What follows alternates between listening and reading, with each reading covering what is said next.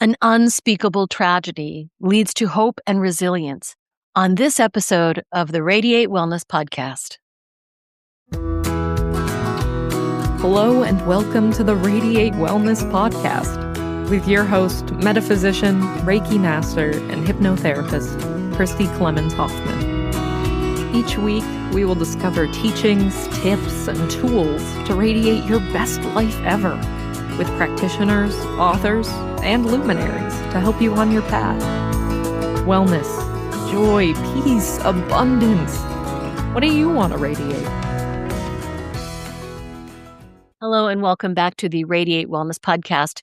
Today we radiate hope and resilience with Kris Barney. Now, Kris Barney is the heart and soul behind the Miranda Faith Foundation. Her personal story is one of profound courage and transformation, a testament to the strength found in the wake of tragedy. Kris's journey from the depths of despair to becoming a beacon of hope for others is not just inspiring, but is also a call to action to empower survivors and champion their fight against domestic violence. Now, this episode, we do touch on some very difficult topics: gun violence, domestic violence, and the death of a child. So consider this to be your trigger warning, your sensitivity warning. But this is important. It's important. We all need to know about this. But if you or someone you know is dealing with domestic violence, please, please, please reach out and get help. You can reach out to Kris Barney as well and her foundations. The links are in the show notes, and see about getting help because it does get better. All right, before we go too much further, I just wanted to issue my standard asks. We would really love to grow this show and have more and more listeners. So what you can do to help is please like, follow, subscribe. Whatever you're listening on has a way for you to be notified of future episodes as they come out. So please take a moment and do that right now wherever you're listening. Also, if you would please tell others about this podcast. Heck, show them how to find us. We have so many wonderful guests on this podcast and so many fantastic topics like the one that we're going to cover today. So that really, really helps. Also, rate and review. That never hurts. Like, give us a thumbs up, a like, a review if you're feeling up to it. That truly helps so much. Also, if you can help in a tangible way, we are asking donations for this podcast. It is free for you to listen, and it costs you absolutely nothing to listen. But you know what? It costs me out of my pocket to produce this show. So a little something would really help a lot. There's, again, a link in the show notes. All right, that out of the way, let's continue with our interview today, and I hope you enjoy our conversation as much as I did. Hello, Kris. Thank you for joining me today to radiate hope and resilience. Yes, thank you. Thank you, Christi, for having me. I'm excited to be talking to you because, we share a mutual friend, Justin Boardman, who has also been on this podcast. He's a very dear friend and a very dear human, and I hope his ears are burning because he's lovely. He's so lovely. His heart and soul just radiates. Oh, absolutely. Absolutely. So he was gracious enough to make the introduction and said you would be a wonderful guest because you have a very compelling story of hope and resilience. Yes, I do. Yeah. Can you tell us a bit about that story?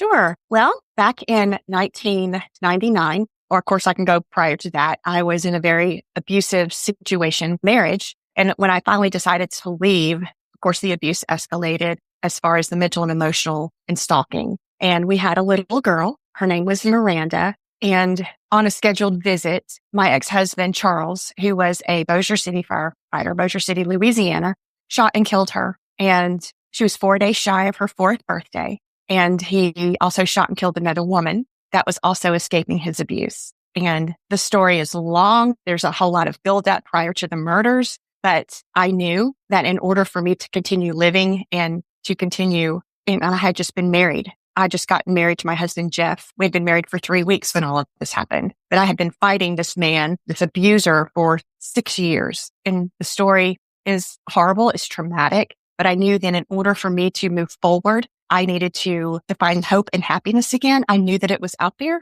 but I needed to go on that journey on my own. And of course, with lots of love and support. So it's been a journey. And it still is when you have something so horrible happen. I'm still a work in progress, and I probably always will be. Absolutely. And you have taken this tragedy, and I can't even imagine what that must have been like because, I've got a daughter myself and an ex, and I can't even imagine taking this story, this tragedy, and you have spoken out. What have you done since then? Well, my desire is to spread awareness of domestic violence. And domestic violence isn't just physical violence because my ex-husband was never physically violent. And my proposal is they weren't violent until they killed. And like I said, there's a whole lot of build up to it. There was lots of evidence, lots of depositions and interrogatories, and nobody believed me that Charles was so dangerous. So I go out and I talk about how law enforcement failed, how the Bossier City Fire Department failed me and Miranda, but I also bring more awareness and education on the different dynamics of domestic violence and the dangers of stalking, because he was also arrested and convicted of stalking me. His nickname throughout all the different fire stations in Bossier City was the Stalker. Oh. So, and I talk about financial abuse also and the dangers he put my body in when he was out gallivanting and having other relationships behind my back. I mean, I talk about it all. So I get out there and I talk about straight up domestic violence, and I don't sugarcoat anything. Nor should you. No, I shouldn't. No. And I don't. So I know that documenting these things and getting anyone to listen and pay attention is very difficult. It sounded like you had a problem getting people to understand the scope. Exactly. So one of the things I'll never forget, and I also talk about, is the burden of proof is always put on the victim to prove that she is in danger and her children are in danger, even her pets. And back then, because Miranda was killed in 1999. And back then we didn't have cell phones. We didn't have text messaging. We didn't have the ability to document and screenshot like we do now. And that could go either way. But I had to write down and log every phone call, every stalking event. I had to handwrite everything down in order just to get the district attorney to look at the fact that I was terrified for my life and for my daughter. And I'll never forget, my parents, first of all, were my greatest supporters. And they had to hire an answering service to answer all of my pager calls and phone calls at work and at home because he was calling me incessantly at work, harassing me, threatening me. And I worked at the courthouse and in Caddo Parish. We call them parishes down here, but in Caddo Parish, but he would drive his Bossier City Parish ambulance to Caddo and park it in front of my office. And the stalking was relentless. And so I had to document everything and even still got no help. Because here's the famous words that I'll never forget that resonates in my mind. We can't do anything until something happens, because he wasn't breaking any laws. Back then, stalking was not a felony, or maybe it's even still a misdemeanor. They just didn't take it seriously back then. Right. And when there's no physical violence, they just dismissed it. And I say they, I'm talking his boss, his captain, the fire department, and the city of Bossier police department. Right. And Shreveport too. Shreveport, I called them several times to help me control this guy. So that's so hard. And sometimes it's really hard for me to relive that too, because just when you think you're healed and you made progress, it can bring back the trauma. Right. Right. So hopefully justice has been served since then. Well, after he shot and killed Miranda, he first shot and killed Michelle Riley, who was another woman escaping his abuse. She had broken up with him and he started stalking her. She called the police. He violated when I had him arrested and convicted of stalking. Of course, there were no consequences. He paid a fine, maybe, and the judge told him that he needed to see a probation officer. I'm leading up to it. A probation officer once a week for 2 years, and actually sentenced him to 10 sessions with the certified psychiatrist. When he went to visit his parole officer, his probation officer, he wasn't on parole, he was on probation. His probation officer said, "Oh, don't worry about it, Mr. Sally. We're just going to send you to 1 week's worth of anger management and you'll be good to go. You'll be fine. It's good." And that's what happened. So he was never held accountable, first of all, by anybody. And he violated his probation when he started stalking Michelle and was harassing me, and nobody believed us, nor did they really want to do their job because he was a member of the Brotherhood, right? Yeah. So that night, of course, I'm jumping forward. That night, though, he was wandering the parking lot because he killed Michelle and Miranda at Michelle's place of employment. She was a physical therapist at a hospital in Bossier City. And so he waited for her with my baby in the car because during that stalking conviction, he was also allowed to keep his job and he was also granted joint custody. Yeah, that's the part that really boggles my mind. What does it take? And, as a parent, you really don't have recourse. I mean, right? There's nothing you can do about it. No. And here's the thing. So that night, Charles was wandering the parking lot with his gun and the police ended up having to shoot and kill him. And to me, I think about that, Christi, and I think, was that justice?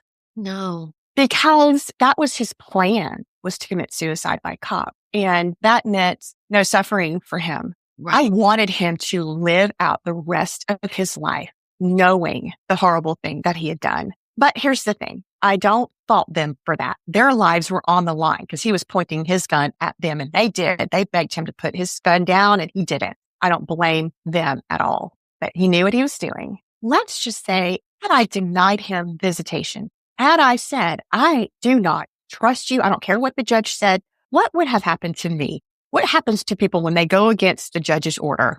Right. I would have been punished, held in contempt, or even arrested for kidnapping. Who knows? But that's how it always seems to happen. I don't understand why judges feel, our justice system, not just our judges, feel that abusive fathers are healthy parents. And so, right. Having been a foster mom and seeing the system up close and personal, I appreciate their position. You want to give parents chances. And yet there is a reason why hashtag Believe Survivors is so viral and so trending. Absolutely. There's got to be some middle ground, right? Absolutely. Because it continues to happen. I have a quick story to tell you that when Justin and I were speaking at the Conference on Crimes Against Women in Dallas back in May, I told him we got our reviews back. And of course, I jumped right to them. And he's like, oh no, please don't read them. Don't read them. And I'm like, no, I've never done this before. I want to see. Well, there was one comment because they give you a list of questions. What did you learn from this workshop? And one of whoever sent their review said, I didn't learn anything. This case was old. A lot has changed. So here's the thing about that. Yeah, the case was old. First of all, that does not mean that my child and my story is irrelevant. Second of all, if a lot has changed, then why are we still having youth conferences? Why are we still trying to educate you on crimes against women? Because women and children and men are still being murdered due to domestic violence. And the strange thing is that Gabby Petito's parents were there. I'd like to know if they would have said the same thing to her parents. For those who are not aware, tell us a little bit about Gabby Petito, because Justin has talked about her quite a bit and her story. Yes, and her story is very compelling. A young woman, between 20, 21, is dating this guy who seems to be completely in love with her. They are so in love, it appears, and they go on this excursion. They want to travel, and she's vlogging while they're taking this trip. And slowly over time, over several months, the relationship begins to break down. So he's gotten her away from her family, away from her support system. He has her up in Wyoming, up north, and then he starts to slowly abuse her, because abuse doesn't happen overnight. There are these little microaggressions that start, and she lashes out. She gets upset. The police make her go get in a van and make her go to find a place to sleep, and they put him up in the domestic violence shelter. Oh my. And he gets out. They just needed them to go, take a break from each other overnight because they were assaulting her in the van and someone saw it. And she's crying. She's hysterical and she's afraid. Nobody's believing her. He is considered the primary aggressor because she left scratch marks on his face, I believe. And then within a few days, he murders her. He strangles her to death and leaves her body out in the Wyoming woodlands. And it was several months till they found her. And then, he wouldn't be held accountable. He goes back to Florida where they left, and his parents support him and do all kinds of things. It's just terrible. So women are still dying. Absolutely. How is this not relevant? This happens all the time. Yeah. Oh, we're seeing all of the Epstein story. I know. Coming out and more of it. I am currently reading Virginia Giuffre's memoir, Yeah. It's brutal, absolutely brutal. Right. People Yeah. get away with things like this because the systems don't believe women. They don't believe the survivors, They right? don't. And I see no value, it seems, in women. And, Christy, sometimes I get accused of or sound like a man hater, man eater, but it's usually by men who have their sensitive little egos, right? And they fail to see. And if you look at statistics, 90% of murders, 90% of rapes, somewhere around, it's all committed by men. And it doesn't mean that we don't love the men in our lives. I love my husband, my son. Yeah, it doesn't mean that there are not good men.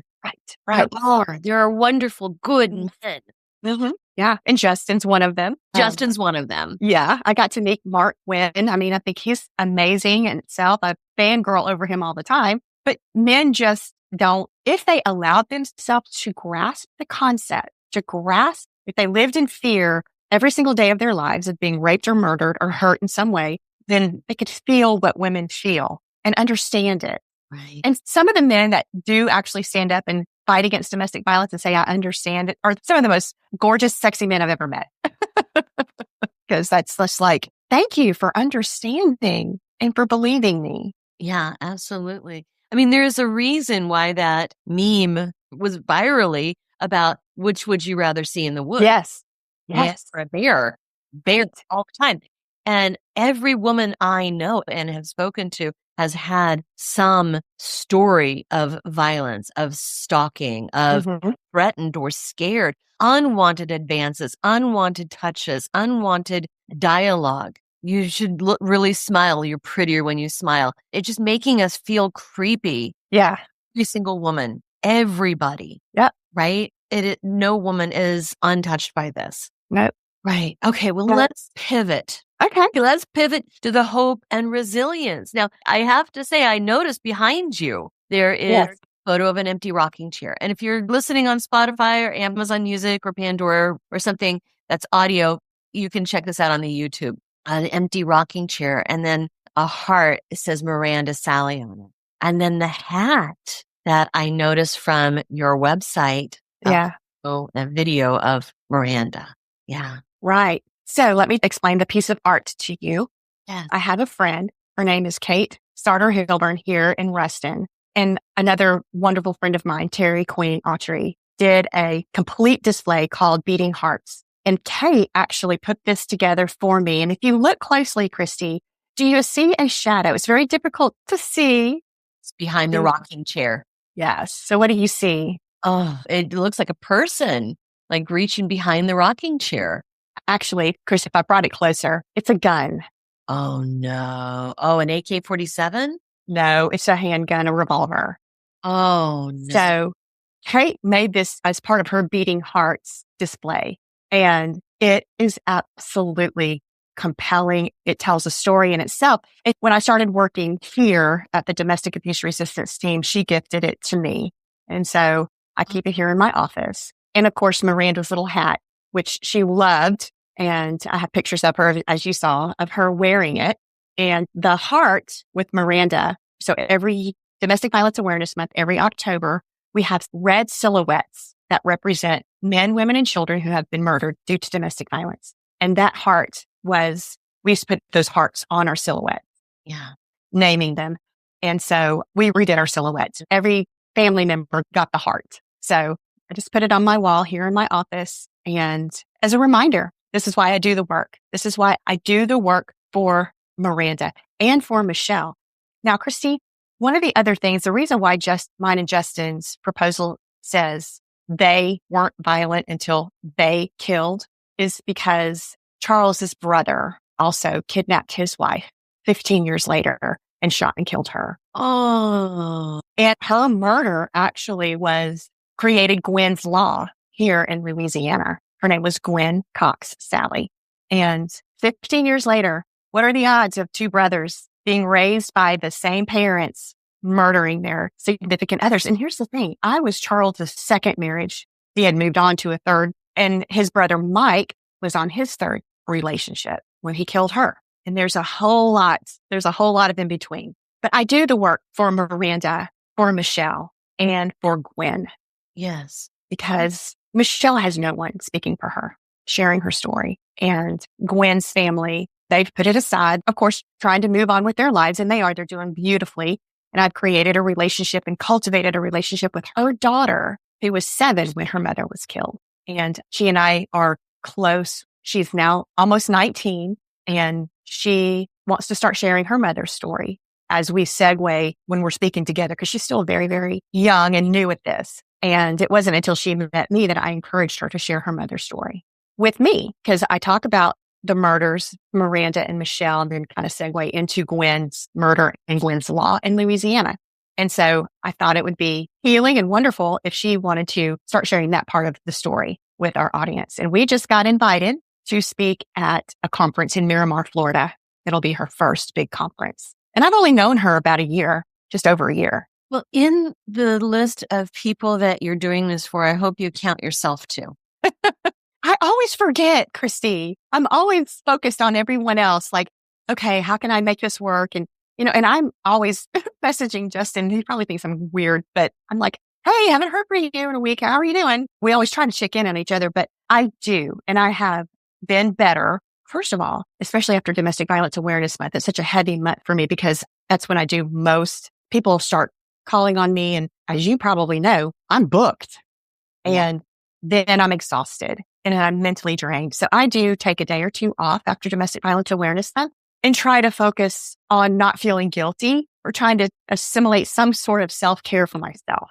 And it's difficult. It's just the way I was raised. You're supposed to burn the candle at both ends. You're supposed to hustle. And at 56, I have gotten to where now I'm realizing that I don't have to do that anymore. And you've heard the saying, you can't pour from an empty cup. And in order for me to be a good mom and a good wife, girl, I need some self-care. Absolutely you do. Absolutely you do, so that you can be what you need to be and what for other people. You've got to do that. You know that. You know this. But the whole question of how you were raised, also how these men are raised. I think something's got to shift. Something's got to change with how boys are taught and brought up, how women are taught, girls are taught and grown up. I don't know. Do you ever speak on that? I do. As a matter of fact, people love to say to me, and it's completely innocent. They're just always trying to understand let's call them the Sally brothers. Yeah. How could 2 brothers commit murder? Was something going on in their household? Were they mentally ill? So I talk about this a lot. No, they were not mentally ill. Now, could there have been some element of depression or because their significant others left them? Abandoned. Maybe, but no, that doesn't give you a free pass to kill people. No. And so I like to tell, and it is true, domestic violence is not hereditary. It is not in your DNA. It is something that is learned because we don't come in. Now, we can be born with mental illness. I get that, but domestic violence is not mental illness. As a matter of fact, a very, very small percentage of domestic or homicides or murders are caused by people with mental illness. Now, it happens. We know this.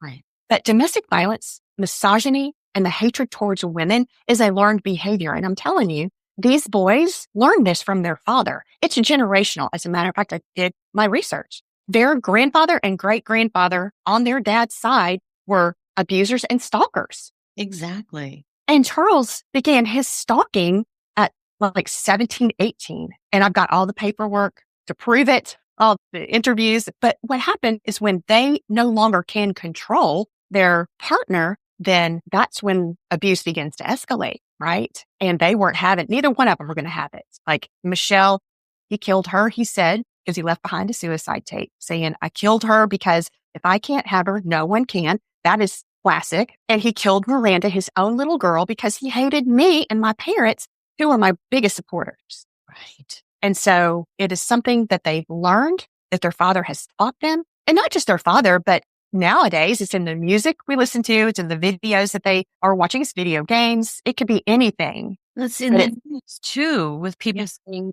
that empathy is the biggest problem in our world, right? Empathy. And then rampant misogyny amongst public figures. Yep. Yes, it's a learned behavior. Is someone born with it? No, but they're born into it. Yeah, they are. And the sad thing is, you still see it to this day in elementary school boys bullying, and even girls bullying other people. These bullies grow into abusers and adult bullies as well. So learn differently. Right. So I was raised here in the South. You leave home, you get married, you stand by your man, you fix it. Yeah. And you learn to swallow a lot. You smile, you go to church, pray about it, which is not what I believe anymore. So I never had a voice. I was also very controlled by a very controlling mother. And I really didn't find my voice, Christi, until I was probably 50 years old. Yeah. And with that kind of trauma, I didn't handle it well. I don't handle it well sometimes because it comes out as I repress it. I keep it down until I explode. And that is something that I will always have to work on. 100%. You don't come out of this experience unscathed. No. So No. That hope and resilience part, what do you do to keep going? What gives you that hope and that resilience? Like I said, if I can just save one life, if Miranda's story, or as Justin likes to tell me, your experience, Miranda's experience, my experience with domestic violence, if that will save one life, that's what keeps me going. And in my quiet times, Christi, I talk to her. I feel her. I feel her with me. And I believe in all of the synchronicities, I know when she's near. And I know that when I am so afraid to move forward, or if I have an idea, like speaking at this conference, I focus on her, and she's the reason why I do it. She is the reason why when I want to give up, because sometimes I really do, I focus on her sweet little face. And I made her a promise. I made her a promise out loud in my grandmother's kitchen the day I laid her in the ground that I would never stop fighting. No matter what it cost me, I was going to honor her memory, and I was going to, until I had no more breath left in me, share her experience and be helpful, put back into my community to make something good out of something so horrible. And I do it with the work that I do here in Ruston, working for the domestic abuse resistance team, but I also have my own nonprofit in memory of Miranda. And the main focus of that nonprofit, and it's small. We're small. I'm small. And I'm still trying to learn how to navigate a nonprofit organization. And I don't do huge fundraisers. People donate. My friends and family and loved ones all over the world donate whenever they can or whatever. And what money that I get goes back into my nonprofit, back into my community, but also to celebrate another woman who's trying to go back to school after domestic violence to try to rebuild her life, because financial abuse is one of the biggest. And whatever I can donate to them, I choose my survivors, that any little bit that I can give back to them to help them continue their education is what we like to do at the Miranda Faith Foundation. And that's just another way of honoring Miranda. And also merchandise, Christmas ornaments, buttons. My daughter, my sweet Emma, she made hand crocheted these big blankets with her fingers. She made several of them and they sold instantly. And then she started getting custom orders. And all that money that when they purchased these blankets went straight into Miranda's foundation. And it's, like I said, we're very small. And my dream is to finish writing my book that Justin has been on me about and to grow my foundation so that I can be independent and work and focus on that. So now you hope and resilience. It's better than going down a dark path and living dangerously and hurting other people and getting on drugs or what have you. Or falling into deep depression and not being able to care for yourself or your family. Now, you've gone on to have another daughter. Yes. So one of my abilities to move forward was my husband, Jeff. Jeff and I, like I said, were married 3 weeks when Miranda was killed. And we've been together 27 years. And I had my daughter, Emma, but I also had a son. I have a son, Tanner. He's 25. So I've got a 25-year-old and a 23-year-old.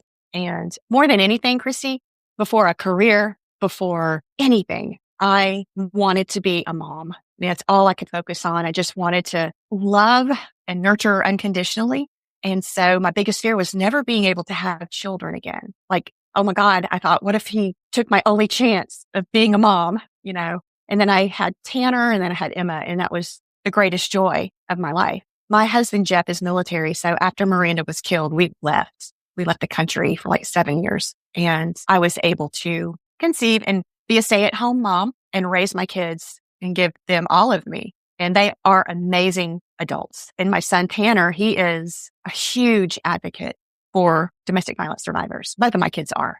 But he's also lives in Washington State, got his Native American Studies master's degree. So he's also very passionate about missing and Indigenous women. Yes. They are very big supporters of their mom. So, yeah. And that was also a part of my healing. I was able to pour into them, and I raised them knowing Miranda age appropriately. Every year we celebrated her birthday, her 21st birthday. Well, Jeff and I did shots celebrating her 21st birthday. But every year we always have a cake. We rejoice. We celebrate her beautiful life because she was killed on January 12th. Her birthday is January 16th. So I grieve. I take that day to be sad and sit in remembrance. But then on the 16th, we celebrate her beautiful little life, and they know her and they love her. My daughter's going to be getting married next November, and we are doing a special space just for Miranda. So yeah. So it's, like I said, it's hard. Sometimes I'd still go to therapy just to make sure I'm checking in and making sure I'm on the right path, right track, Do you feel Miranda around you sometimes? All the time, especially when I'm getting ready to do a speaking engagement. I'll sit and I'll meditate. I'll sit and really focus, but I also like to bring her in. And there are times where it is so strong. For instance, I asked my husband last night, I said, we were getting ready for Emma's engagement party this weekend, and I was in the bathroom cleaning and putting away clothes. He was outside in the yard. We have like 21 acres of land. And I was standing in my bathroom. And this is like the second or third time this has happened in the past 20 years that I heard someone knocking on my bedroom window. Boom, boom, boom, just a knocking. And so I asked him last, and I ignored it. But when stuff like that happens, I just have a feeling, because it also happened when I was napping one time when we were living in England and my babies were asleep. And I had gotten onto Tanner for getting out of his bed. So there's this knocking. And he said, no, I didn't. I was out cleaning the freezer and wasn't doing anything. So those little things just make me maybe wish or wonder if she were with me, because I was doing a lot of deep thinking that day too about a lot of things. But yeah, I do. I'm sure you do. Yes. One of her favorite songs was Bicycle by Queen. Bicycle, bicycle, I want to ride my bicycle. It's such a cute song. And I know when that song comes on, she's in the back. She's in the back seat. Yeah. Isn't with you. Wow. What a story of hope and resilience. If somebody would like to know more about your story, maybe purchase your merchandise and help support the work that you're doing, where would they find that information? That information would be mirandafaith.org. Yeah. Miranda Faith Memorial Foundation. I have 2 Facebook pages. I have my own personal page. People are always private messaging me, and I have the Miranda Faith Memorial page, because not only do I get people messaging me all the time for direction and guidance and how to navigate the system. So I'm always answering messages from survivors or someone trying to escape. So I'm always on Facebook, social media, but yeah, mirandafaith.org. That's very important work that you're doing. And I would encourage anyone who is in a situation where you might be fearful, where you might suspect that there's something going on, where you're trying to get your message out, to reach out. Mm-hmm. Absolutely. Because there's importance in safety planning and getting out safely with your children and even with your pets. And there is a system. And also, if someone reaches out to me, say from like Kansas or Washington or all over the country, I can connect them with their crisis center that is available and resources available to them. If I can't help from down here in Louisiana, then I can direct them to resources also that can help them. Wonderful. So I would ask anyone who's watching this to please bookmark this episode. Hopefully you'll never need it, but if there's a situation that you would, this information is there. All right. Thank you so much, Kris. I really appreciate your time today. I know it was kind of difficult scheduling with my crazy schedule, but we stuck it out and here we are. Yeah, we did. And Christi, I want to thank you for having me on. This is part of my mission, part of my dream, but also it's been a delight to be connected with you and to meet you. And I feel wonderful and safe. Wonderful. Wonderful. Well, we have Justin Boardman to thank about that. Yes, we do. Justin Boardman, that guy. And I'm grateful. Me too. Don't know what to watch next? Decisions. Well, we've got some suggestions. You can click this little video here and watch that. It's something that we think you're going to like. If you like the last one, you're going to like that one too. You can also click on the subscribe button. And if you do that, then you'll get notifications whenever we have a new video up. Win-win, right?